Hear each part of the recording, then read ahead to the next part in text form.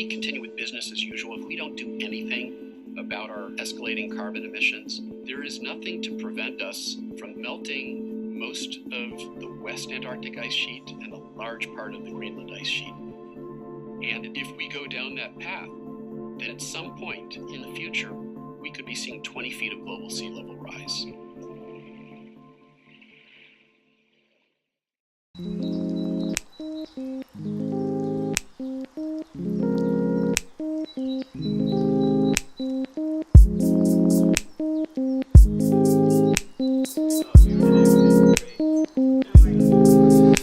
We're here today for a private screening of the film Paris to Pittsburgh, which highlights the effects of climate change on our society, the world that we live in. The film, I've seen it. Have you seen it? I haven't. Okay, so I've seen it and it's really opened my eyes.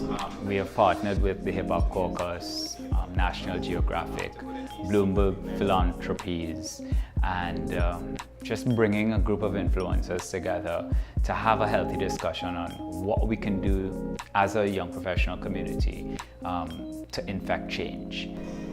Starting at the United Nations Earth Summit in Rio de Janeiro in 1992, the international community began working together to address the greatest issue in human history.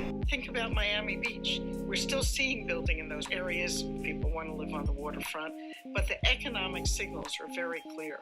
Insurance companies don't want to insure those places. They're being redlined out, meaning they're allowing people to fend for themselves, or they're raising their prices so high that you can't even get insurance. In the U.S., it's estimated that in about 25 years, more than 300,000 homes and businesses, valued at $135 billion, may be chronically flooded. And by the end of the century, that number grows to 2.5 million. So what did you guys think? I mean, you can tell that the climate has been changing, but I mean, I didn't know to that extent. But I think it takes people like you and I, or all of us, or just to spread the word out, so people are more aware of the situation. We're actually in a really great time right now in terms of affecting everyone in the world quickly, whether it be positive or negative. Your message can spread like the wildfires in California. But how do you get the message to broader circles? How do you expand out of the environmental circles? Because I feel like we do a really good job of preaching to the choir, and we don't do a great job of telling everybody else. I think it's really smart to start small, because it's unrealistic. You put 300 people in a room, throw this on a big screen, and then everybody's like, oh, they're so inspired. They leave out the door, they never do anything. So starting in a small group, don't talk to 100 people. Don't make a post on Facebook. Talk to one person. Have one conversation.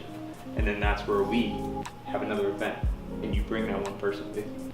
And to have someone in the room, two people in the room that are going to be there at our age, 30, 40 years from now, like we're doing this for them. They're the ones going to reap the benefit of possibly still living in Miami.